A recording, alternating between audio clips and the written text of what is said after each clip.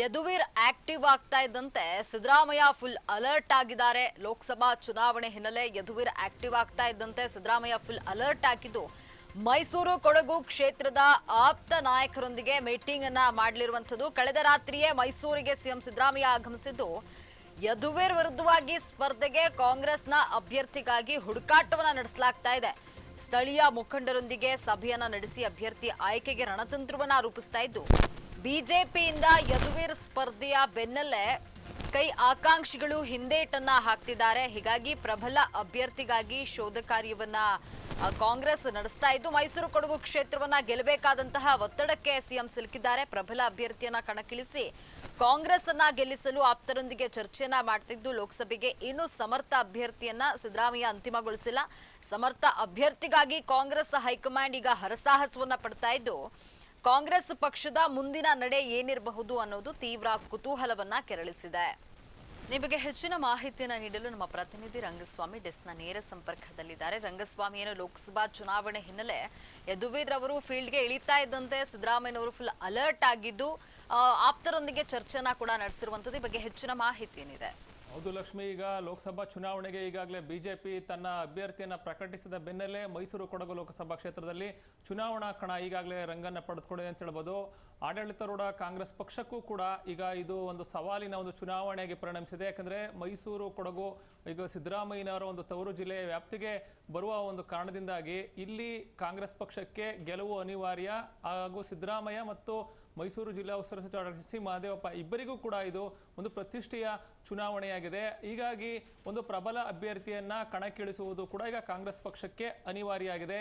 ಯಾಕಂದ್ರೆ ಇದುವರೆಗೆ 2 ಬಾರಿ ಸಂಸದರಾಗಿದ್ದಂಥ ಪ್ರತಾಪ್ ಸಿಂಹ ಅವರ ಒಂದು ಆಡಳಿತ ವಿರೋಧಿ ಅಲಿಯ ಒಂದು ನೆಚ್ಕೊಂಡಿದ್ದಂಥ ಕಾಂಗ್ರೆಸ್ ಪಕ್ಷ ಈ ಬಾರಿ ಕಾಂಗ್ರೆಸ್ ಪಕ್ಷ ಗೆಲ್ಲುತ್ತೆ ಅನ್ನೋ ಒಂದು ನಿರೀಕ್ಷೆಯನ್ನ ಇಟ್ಕೊಂಡಿದ್ರು ನಾಯಕರು.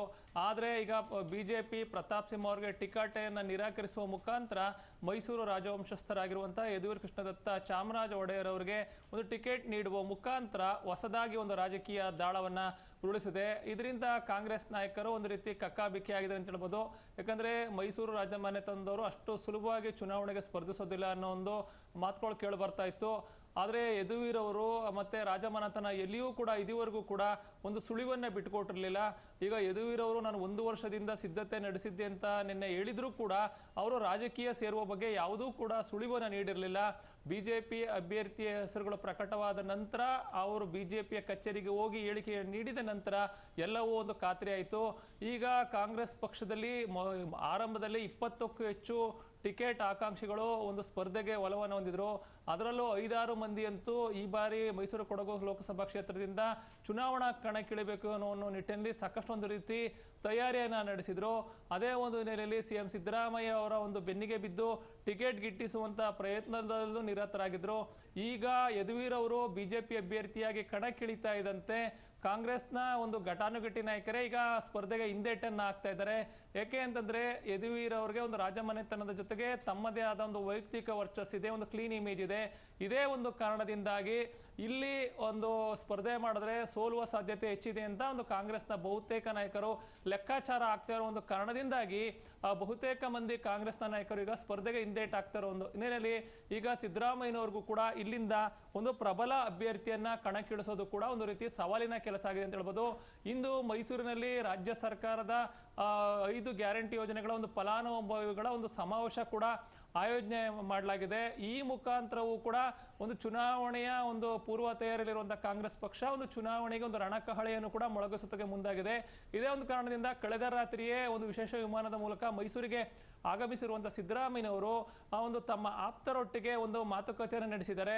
ಮುಂಬರುವ ಲೋಕಸಭಾ ಚುನಾವಣೆಯ ಸಂಬಂಧ ಯಾರನ್ನ ಅಭ್ಯರ್ಥಿಯನ್ನಾಗಿ ಕಣಕ್ಕಿಳಿಸಿದ್ರೆ ಸೂಕ್ತ ಅನ್ನೋ ಒಂದು ಲೆಕ್ಕಾಚಾರವನ್ನ ಸಿದ್ದರಾಮಯ್ಯ ಮತ್ತು ಆಪ್ತರು ಒಂದು ಚರ್ಚೆಯನ್ನ ನಡೆಸಿದ್ದು ಅಭ್ಯರ್ಥಿಯನ್ನ ಅಂತಿಮಗೊಳಿಸೋದಕ್ಕೆ ಸಾಕಷ್ಟು ಒಂದು ರೀತಿ ಕಸರತ್ತನ್ನ ಮುಂದುವರಿಸಿದ್ದಾರೆ ಅಂತ ಹೇಳ್ಬೋದು.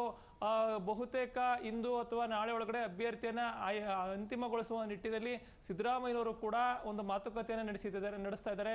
ಯಾಕೆಂದ್ರೆ ಇಲ್ಲಿನ ಗೆಲುವು ಅವರಿಗೆ ಒಂದು ನಿರ್ಣಾಯಕ ಆಗಿ ಪರಿಣಮಿಸಿದೆ. ಆ ಒಂದು ಕಾರಣದಿಂದಾಗಿ ಇಲ್ಲಿನ ಸ್ಥಳೀಯ ನಾಯಕರು, ಶಾಸಕರು ಎಲ್ಲರನ್ನೂ ಕೂಡ ವಿಶ್ವಾಸಕ್ಕೆ ತೆಗೆದುಕೊಂಡು ಅಭ್ಯರ್ಥಿಯನ್ನು ಅಂತಿಮಗೊಳಿಸೋದಕ್ಕೆ ಸಿದ್ದರಾಮಯ್ಯನವರು ಮುಂದಾಗ್ತಾ ಇದ್ದಾರೆ. ಯಾಕಂದ್ರೆ ಸಿದ್ದರಾಮಯ್ಯನವರ ವಿರೋಧಿ ಬಣವು ಕೂಡ ಒಂದು ಚುನಾವಣೆಯ ಸಂದರ್ಭದಲ್ಲಿ ಕೈ ಕೊಡುವಂತ ಸಾಧ್ಯತೆನೇ ಹೆಚ್ಚು. ಯಾಕಂದ್ರೆ ಇಲ್ಲಿ ಸೋಲಾದ್ರೆ ಸಿದ್ದರಾಮಯ್ಯನವರ ಒಂದು ಮುಖ್ಯಮಂತ್ರಿ ಕುರ್ಚಿಯೂ ಅಲುಗಾಡುತ್ತೆ, ಅವರ ಪ್ರತಿಷ್ಠೆಗೂ ಕೂಡ ದೊಡ್ಡ ಮಟ್ಟದ ಪೆಟ್ಟು ಬೀಳುತ್ತೆ ಅನ್ನೋ ಒಂದು ಲೆಕ್ಕಾಚಾರವನ್ನ ಹಾಕ್ತಾ ಇರುವಂತ ವಿರೋಧಿ ಬಣವರು ಪರೋಕ್ಷವಾಗಿ ಒಂದು ಬಿಜೆಪಿಯ ಅಭ್ಯರ್ಥಿಗೆ ಒಂದು ಬೆಂಬಲ ನೀಡುವಂತ ಸಾಧ್ಯತೆ ಹೆಚ್ಚಾಗಿ ಕಂಡು ಬರ್ತಾ ಇದೆ.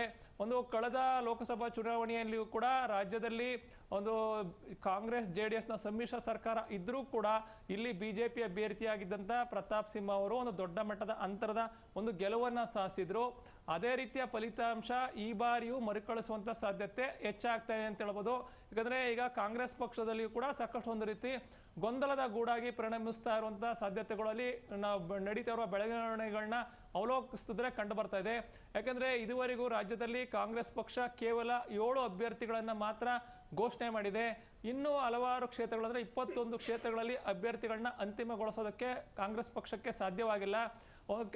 ಕೆಲವೆಡೆ ಒಂದು ಸಚಿವರನ್ನ ಕಣಕ್ಕಿಳಿಸೋದಕ್ಕೆ ಪ್ರಯತ್ನ ನಡೆಸಿದ್ರು ಕೂಡ ಅವರು ಹಿಂದೇಟ್ ಹಾಕಿದ್ರು. ಅವರ ಸಂಬಂಧಿಕರನ್ನ ಕಣಕ್ಕಿಳಿಸೋ ಒಂದು ಲೆಕ್ಕಾಚಾರ ಹಾಕಿದ್ರೆ ಸಂಬಂಧಿಕರನ್ನು ಕೂಡ ಕಣಕ್ಕಿಳಿಸೋದಕ್ಕೆ ಸಚಿವರು ಹಿಂದೇಟ್ ಹಾಕ್ತಿರೋ ಒಂದು ಹಿನ್ನೆಲೆಯಲ್ಲಿ ಕಾಂಗ್ರೆಸ್ ಪಕ್ಷದಲ್ಲಿ ಎಲ್ಲೋ ಒಂದ್ ಕಡೆ ಸೋಲಿನ ಭೀತಿ ಕಾಡ್ತಾ ಇರುವಂತೆ ಕಾಣ್ತಾ ಇದೆ. ಯಾಕಂದ್ರೆ ರಾಷ್ಟ್ರ ಮಟ್ಟದ ಒಂದು ವಿಚಾರಗಳು ಬಂದಂತ ಸಂದರ್ಭದಲ್ಲಿ ರಾಜ್ಯದಲ್ಲಿ ಒಂದು ಪಕ್ಷಕ್ಕೆ ಮತ ನೀಡುವಂತ ರಾಜ್ಯದ ಮತದಾರರು ಲೋಕಸಭಾ ಚುನಾವಣೆಯಲ್ಲಿ ಕಳೆದ 4 ಚುನಾವಣೆಗಳಿಂದಲೂ ಕೂಡ ಬಿಜೆಪಿಯ ಬೆಂಬಲಕ್ಕೆ ನಿಂತಿದ್ದಾರೆ. ಒಂದು ಕಳೆದ 4 ಚುನಾವಣೆಯಲ್ಲೂ ಕೂಡ ಕಾಂಗ್ರೆಸ್ ಪಕ್ಷ 2 ಅಂಕಿಯನ್ನು ತಲುಪೋದಕ್ಕೂ ಕೂಡ ಸಾಧ್ಯವಾಗಿಲ್ಲ. ಅಷ್ಟರ ಮಟ್ಟಿಗೆ ರಾಜ್ಯದ ಜನ ಲೋಕಸಭಾ ಚುನಾವಣೆಯ ವಿಚಾರದಲ್ಲಿ ಯಾರನ್ನ ಕಾಂಗ್ರೆಸ್ ಪಕ್ಷ ಅಭ್ಯರ್ಥಿಯಾಗಿ ಕಣಕ್ಕಿಳಿಸುತ್ತೆ ಅನ್ನೋದನ್ನ ಕೂಡ ನಾವು ಕಾಯ್ದು ನೋಡಬೇಕಾಗುತ್ತೆ. ಲಕ್ಷ್ಮಿ, ಧನ್ಯವಾದ ರಂಗಸ್ವಾಮಿ ನಿಮ್ಮೆಲ್ಲ ಮಾಹಿತಿಗಾಗಿ.